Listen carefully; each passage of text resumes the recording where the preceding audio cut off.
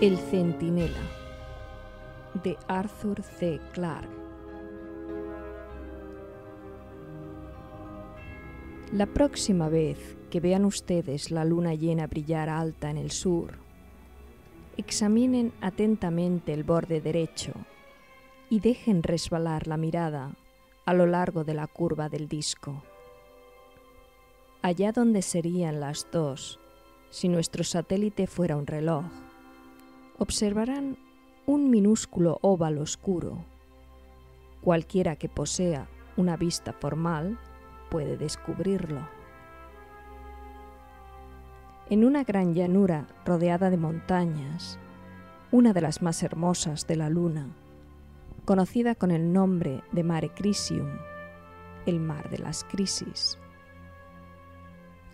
Casi 500 kilómetros de diámetro, rodeada por un anillo de magníficas montañas. No había sido explorada nunca hasta que nosotros penetramos en ella a finales de verano de 1996.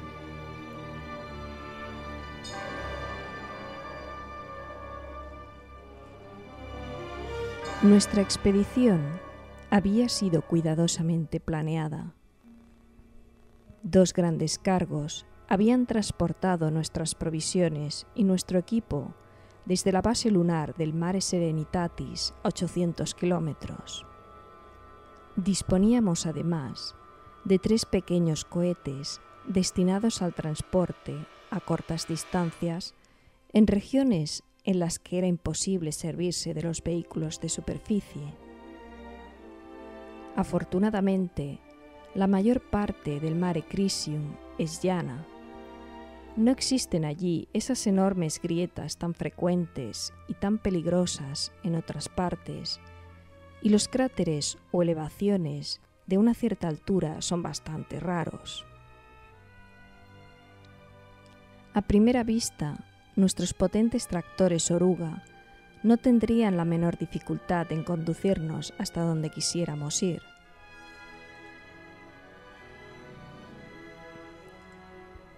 Yo era el geólogo, o selenólogo, si quieren ser ustedes pedantes, jefe del grupo destinado a la exploración de la zona sur del mare. Habíamos recorrido 1,5 centenar de kilómetros en una semana, bordeando los contrafuertes de las montañas que dominaban la playa de lo que, muchos millones de años atrás, había sido un antiguo mar. Cuando la vida se había iniciado en la Tierra, aquel mar estaba ya moribundo. El agua retiraba de los flancos de aquellas maravillosas escolleras para fluir hacia el vacío corazón de la luna.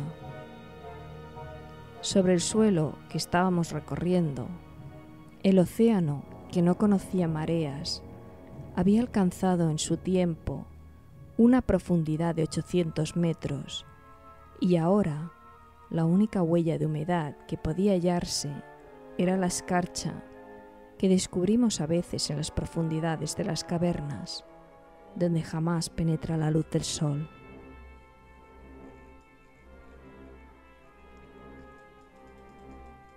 Habíamos comenzado nuestro viaje al despuntar el alba lunar y nos quedaba aún casi una semana de tiempo terrestre antes de que la noche cayera de nuevo.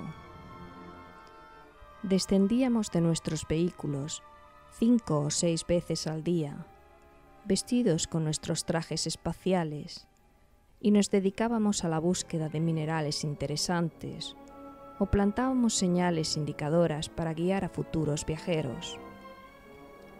Era una rutina monótona y carente de excitación. Podíamos vivir confortablemente al menos durante un mes en el interior de nuestros tractores presurizados, y si nos ocurría algún percance, siempre nos quedaba la radio para pedir ayuda, tras lo cual no teníamos otra cosa que hacer más que aguardar la llegada de la nave que acudiría a rescatarnos.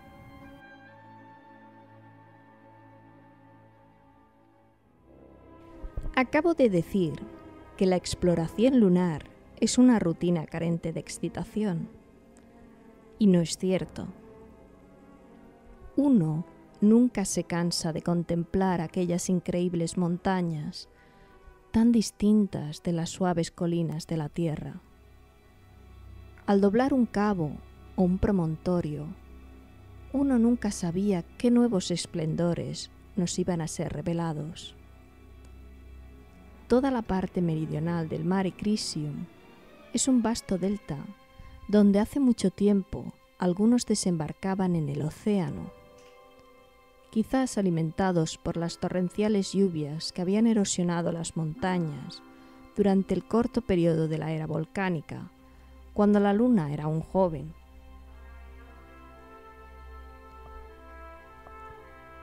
Cada uno de aquellos antiguos valles era una tentación, un desafío a trepar hasta las desconocidas mesetas que había más allá.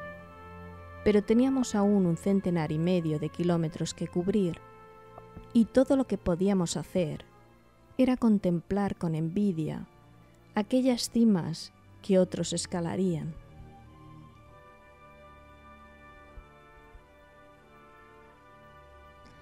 A bordo del tractor vivíamos según el tiempo terrestre, y a las 22 horas exactamente enviábamos el último mensaje por radio a la base y terminábamos nuestro trabajo. Afuera, las rocas seguían ardiendo bajo un sol casi vertical. Para nosotros era de noche hasta que nos despertábamos de nuevo, tras 8 horas de sueño. Entonces, uno de nosotros preparaba el desayuno. Se oía un gran zumbido de afeitadoras eléctricas y alguien conectaba la radio que nos unía a la tierra. Realmente, cuando el olor de las salchichas cociéndose comenzaba a llenar la cabina, a uno le resultaba difícil creer que no habíamos regresado a nuestro planeta. Todo era tan normal, tan familiar, excepto la disminución de nuestro peso y la lentitud con que caían todos los objetos.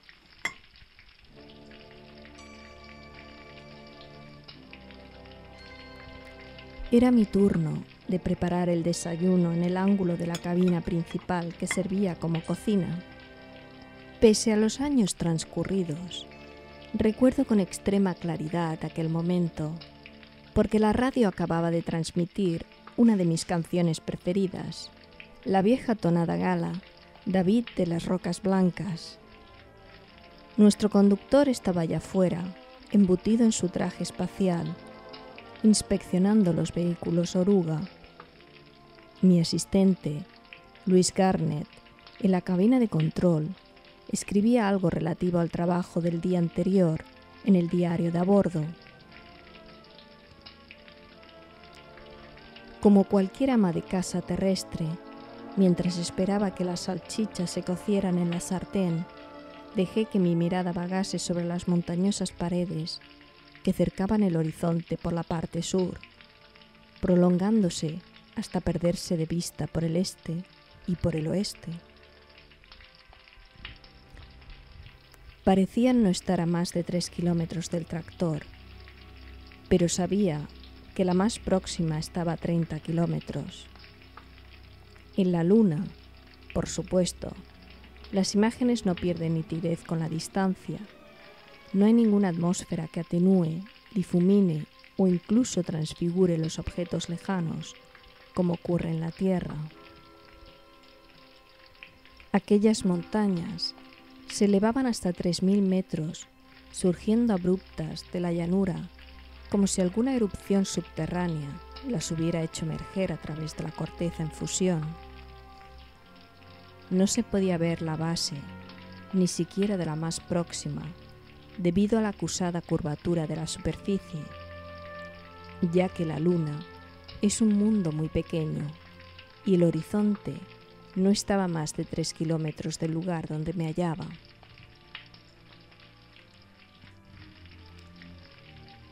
Levanté los ojos hacia los picos que ningún hombre había escalado nunca.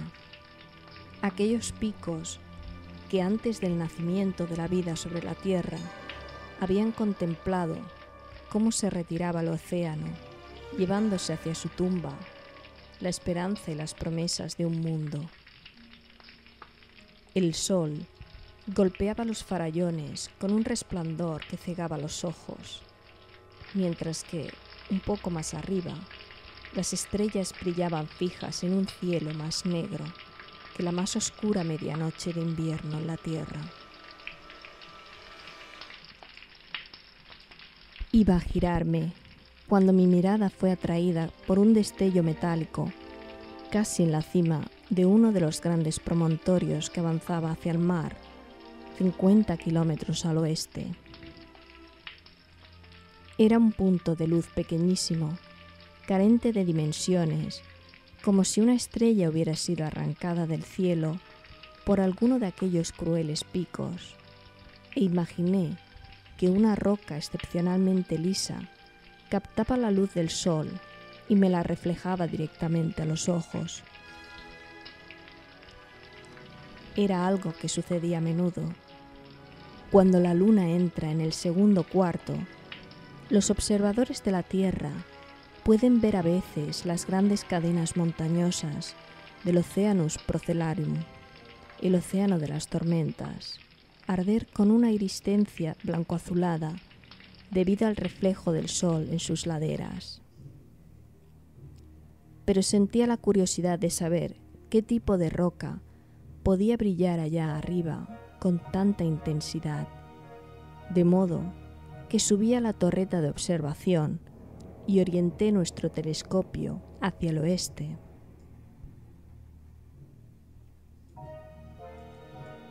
Lo que vi fue suficiente para despertar mi interés. Los picos montañosos, claros y nítidos en mi campo de visión, parecían no estar a más de 800 metros de distancia, pero el objeto que reflejaba la luz del sol era aún demasiado pequeño para poder ser identificado. Sin embargo, aunque no pudiera distinguirlo claramente, sí podía darme cuenta de que estaba provisto de una cierta simetría, y la base sobre la que se hallaba parecía extrañamente plana. Estuve observando durante un buen rato aquel brillante enigma, aguzando mi vista en el espacio, hasta que un olor a quemado, proveniente de la cocina, me informó que las salchichas del desayuno habían hecho un viaje de casi 400.000 kilómetros para nada. Mientras avanzábamos a través del Mare Crisium, aquella mañana, con las montañas irguiéndose a occidente, discutimos sobre el caso. Y continuamos discutiendo a través de la radio cuando salimos a realizar nuestras prospecciones. Mis compañeros sostenían que había sido probado sin la menor sombra de duda que jamás había existido ninguna forma de vida inteligente en la Luna. Las únicas cosas vivas que habían llegado a existir eran algunas plantas primitivas y sus antecesoras, tan solo un poco menos degeneradas. Eso lo sabía yo también, como todos, pero hay ocasiones en las que un científico no debe temer al ridículo.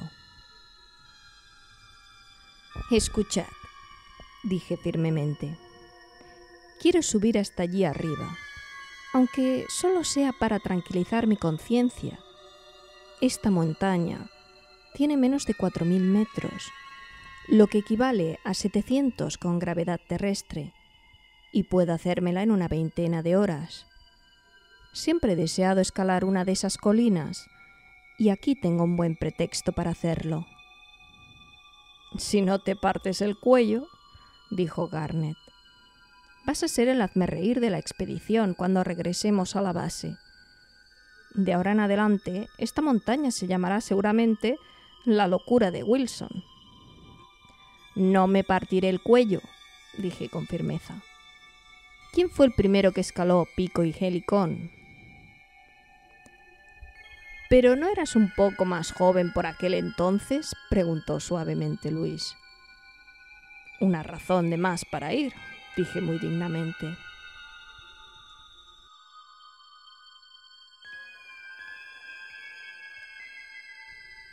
Aquella noche nos acostamos pronto, tras conducir el tractor hasta unos 500 metros del promontorio. Garnett vendría conmigo al día siguiente. Era un buen escalador y había participado conmigo en otras expediciones semejantes. Nuestro conductor se sintió muy feliz de quedarse guardando el vehículo. A primera vista, aquellas paredes parecían prácticamente inescalables, pero cualquiera que tuviera un poco de experiencia sabía que la escalada no presenta serias dificultades en un mundo donde el peso queda reducido a una sexta parte. El auténtico peligro del alpinismo lunar reside en el exceso de confianza. Una caída desde 100 metros en la Luna es tan mortal como una caída desde 15 metros en la Tierra. Hicimos nuestro primer alto en una cornisa a unos 1500 metros de la llanura. La escalada no había sido difícil, pero el esfuerzo al que no estaba acostumbrado había embarado mis miembros y me sentía feliz de poder descansar un poco. Visto desde allí, el tractor parecía un minúsculo insecto metálico al pie de la pared. Por radio comunicamos nuestro avance al conductor antes de proseguir la escalada. Dentro de nuestros trajes, la temperatura era agradablemente fresca, puesto que el sistema de refrigeración anulaba los efectos del ardiente sol y eliminaba al exterior los desechos de nuestra transpiración. Hablábamos raramente, salvo que debiéramos intercambiar instrucciones o discutir acerca del mejor camino a seguir. No sabía lo que estaría pensando Garnett.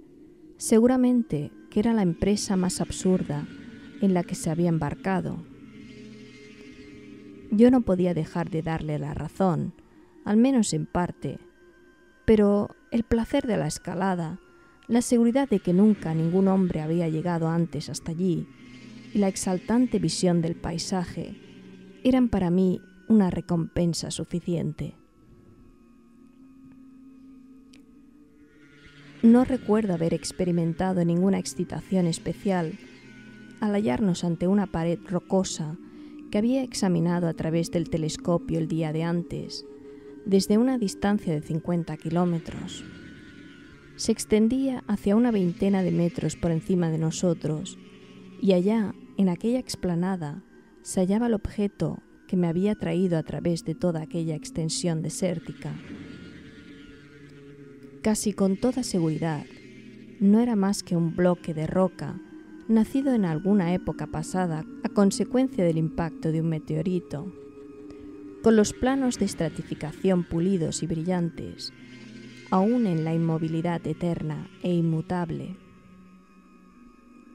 La roca no tenía apoyos, de modo que tuvimos que usar un garfio. Mis cansados brazos parecieron recuperar una nueva fuerza cuando lancé el anda de 3 puntas, haciéndola girar sobre mi cabeza. La primera vez falló su presa y cayó lentamente cuando tironeamos de ella para comprobar su solidez. Al tercer intento, las púas se sujetaron sólidamente y ni siquiera el peso combinado de nuestros dos cuerpos consiguió moverla. Garnett me lanzó una ansiosa mirada. Hubiera podido decirle que deseaba subir yo primero, pero me limité a sonreír a través del cristal del casco y agité la cabeza. Luego, lentamente, sin prisas, inicié el último tramo de la ascensión.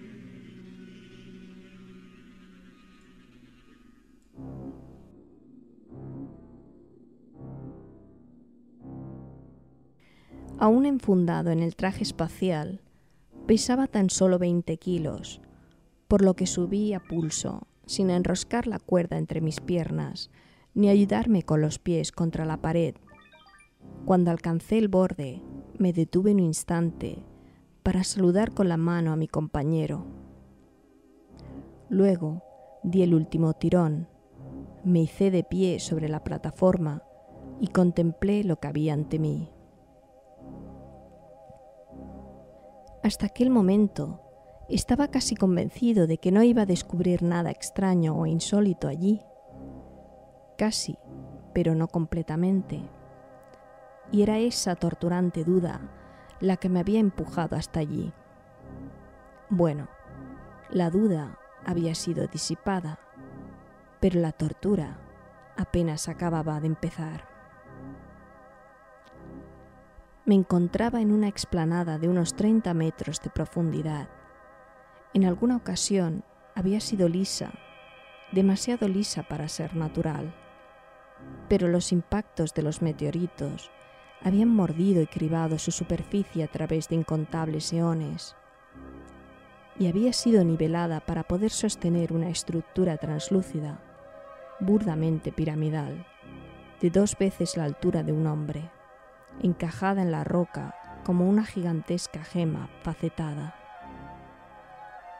Probablemente no experimenté ninguna sensación durante los primeros segundos.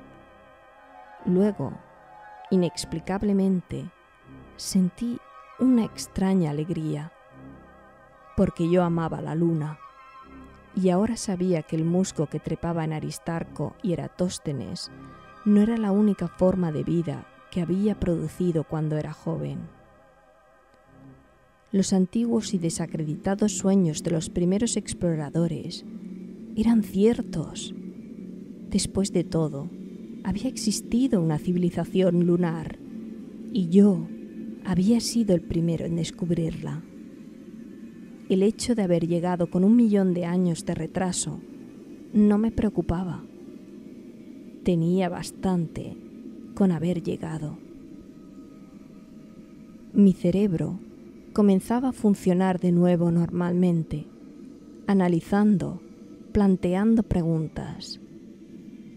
¿Qué era aquella construcción? ¿Un santuario? ¿O alguna cosa que en mi lengua no tenía nombre? Si era una construcción habitable, ¿por qué la habían edificado en aquel lugar casi inaccesible? Me pregunté si se trataría de un templo e imaginé ver a los adeptos de alguna extraña región invocando a sus divinidades para que les salvaran la vida mientras la luna declinaba con la muerte de sus océanos. Avancé unos pasos para examinar más de cerca el objeto, pero la cautela me impidió acercarme demasiado. Entendía un poco de arqueología e intenté establecer el nivel de la civilización que había aplanado aquella montaña y erigido aquellas superficies resplandecientes que me cegaban aún. Pensé que los egipcios hubieran estado en condiciones de erigir una construcción como aquella, siempre que sus operarios dispusieran del extraño material que aquellos arquitectos aún más antiguos habían utilizado. Debido a que el objeto era relativamente pequeño, no se me ocurrió pensar que probablemente estaba examinando el producto de una raza más avanzada que la nuestra.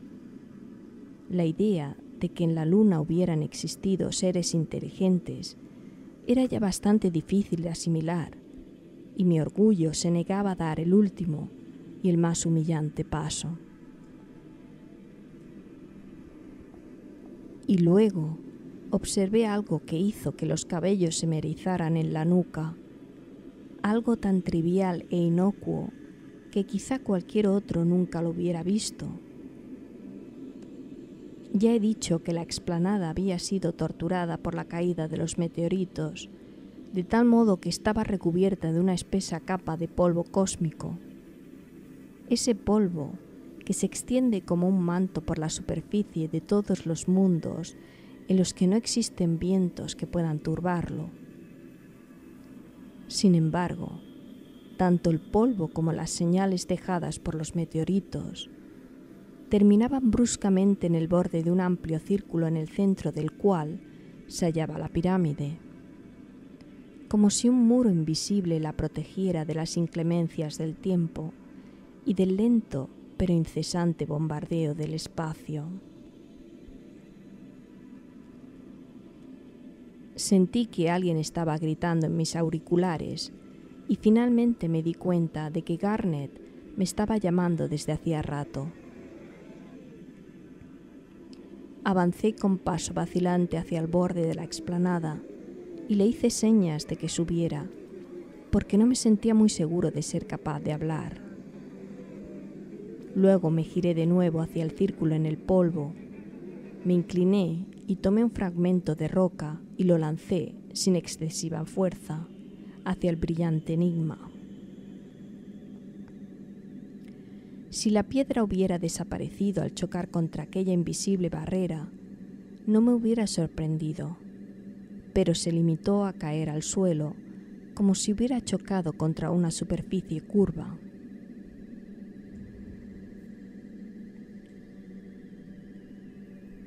Ahora sabía que el objeto que tenía ante mí no podía ser comparado con ninguna obra de mis antepasados. No era una construcción, sino una máquina que se protegía a sí misma a través de unas fuerzas que habían desafiado la eternidad.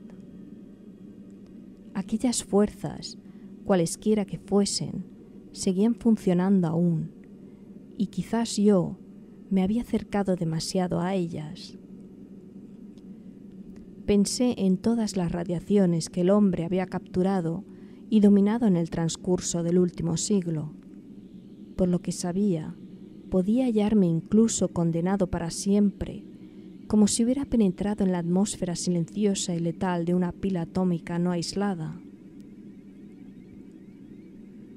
Recuerdo que me giré hacia Garnet, que se había reunido conmigo, y permanecía inmóvil a mi lado. Me pareció tan absorto que no quise molestarle y me dirigí hacia el borde de la explanada, esforzándome en ordenar de nuevo mis pensamientos.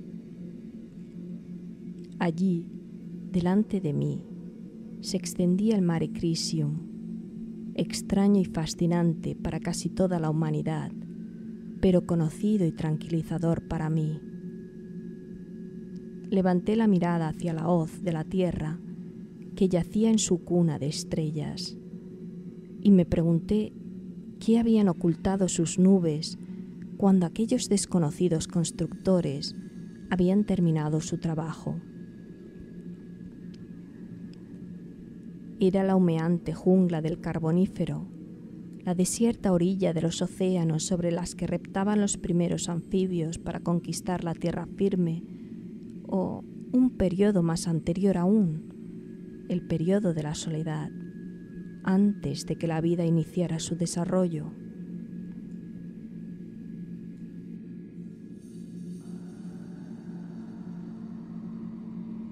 No me pregunten por qué no intuí antes la verdad, que ahora parece tan obvia. En la excitación del descubrimiento, me había convencido a mí mismo de que la aparición cristalina debía de haber sido construida por una raza que había vivido en el remoto pasado lunar. Pero de pronto, con una terrible fuerza, me traspasó la certeza de que aquella raza era tan extranjera a la luna como lo era yo. En el transcurso de 20 años de exploraciones, no habíamos hallado ningún otro rastro de vida, a excepción de algunas plantas degeneradas. Ninguna civilización lunar, aún moribunda, podía dejar tan solo una única prueba de su existencia.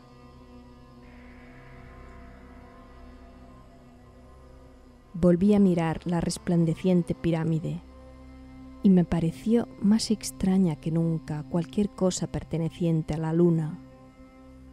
Y entonces, de golpe, fui sacudido por un estallido de risa histérica. provocado por la excitación y por la excesiva fatiga.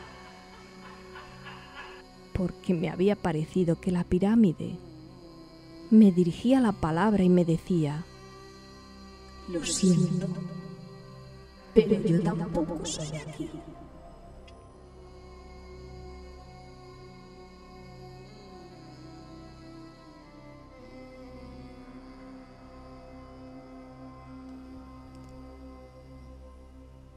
Hemos necesitado 20 años para conseguir romper aquel invisible escudo y alcanzar la máquina encerrada en aquellas paredes de cristal. Lo que no hemos podido comprender, lo hemos destruido finalmente con la salvaje potencia de la energía atómica. Y he podido ver los fragmentos de aquel hermoso y brillante objeto que descubriera allí, en la cima de la montaña. No significaban absolutamente nada. Los mecanismos de la pirámide, suponiendo que lo sean, son fruto de una tecnología que se halla mucho más allá de nuestro horizonte, quizás una tecnología de fuerzas parafísicas. El misterio continúa atormentándonos cada vez más, ahora que hemos alcanzado otros planetas y sabemos que solo la Tierra ha sido cuna de vida inteligente en nuestro sistema. Una civilización antiquísima y desconocida, perteneciente a nuestro mundo, no podría haberla construido, ya que el espesor del polvo meteórico en la explanada nos ha permitido calcular su edad. Aquel polvo comenzó a posarse antes de que la vida hiciera su aparición en la Tierra.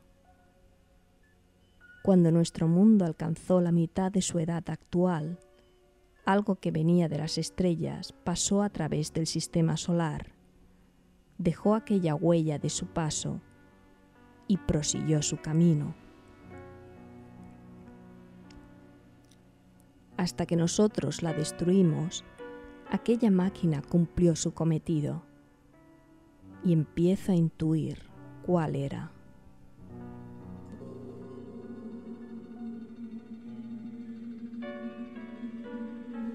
Alrededor de 100.000 millones de estrellas giran en el círculo de la Vía Láctea, y hace mucho tiempo otras razas de los mundos pertenecientes a otros soles deben de haber alcanzado y superado el estadio en el que ahora nos hallamos nosotros. Piensen en una tal civilización muy lejana en el tiempo, cuando la creación era aún tibia, dueña de un universo tan joven, que la vida había surgido tan solo en una infinitésima parte de mundos. La soledad de aquel mundo es algo imposible de imaginar. La soledad de los dioses que miran a través del infinito y no hallan a nadie con quien compartir sus pensamientos. Deben haber explorado las galaxias como nosotros exploramos los mundos. Por todos lados había mundos, pero estaban vacíos, o a lo sumo poblados de cosas que se arrastraban y eran incapaces de pensar. Así debía de ser nuestra Tierra, con el humo de los volcanes ofuscando aún el cielo, cuando la primera nave de los pueblos del alba surgió de los abismos más allá de Plutón.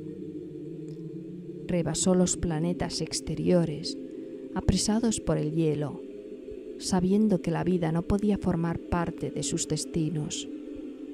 Alcanzó y se detuvo en los planetas interiores que se calentaban al fuego del sol, esperando a que comenzara su historia.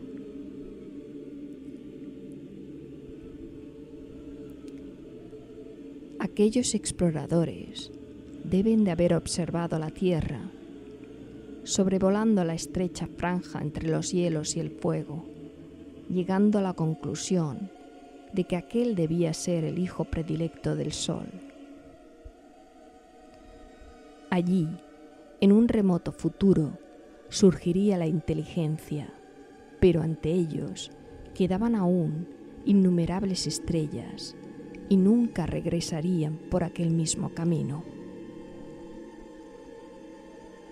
Así pues, dejaron un centinela, uno de los millones que deben de existir esparcidos por todo el universo, vigilando los mundos en los cuales vibra la promesa de la vida. Era un faro que a través de todas las edades señalaba pacientemente que aún nadie lo había descubierto. Quizás ahora comprendan por qué la pirámide de cristal fue instalada en la luna y no en la tierra. A sus creadores no les importaban las razas que luchaban aún por salir del salvajismo. Nuestra civilización les podía interesar tan solo si dábamos prueba de nuestra capacidad de supervivencia, lanzándonos al espacio y escapando así de la Tierra, nuestra cuna. Este es el desafío que, antes o después, se plantea a todas las razas inteligentes. Es un desafío doble, porque depende de la conquista de la energía atómica y de la decisiva elección entre la vida y la muerte. Una vez superado este punto crítico, era tan solo cuestión de tiempo que descubriéramos la pirámide y la forzásemos para ver lo que había dentro. Ahora ya no emite ninguna señal, y aquellos encargados de su escucha deben de haber vuelto su atención hacia la Tierra. Quizás acudan a ayudar a nuestra civilización, aún en su infancia, pero deben ser viejos, muy viejos, y a menudo los viejos son morbosamente celosos de los jóvenes.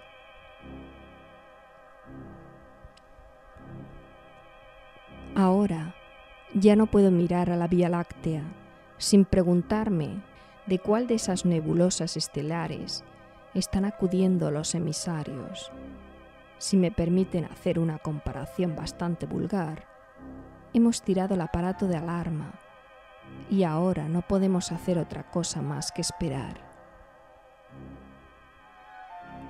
No creo que tengamos que esperar mucho.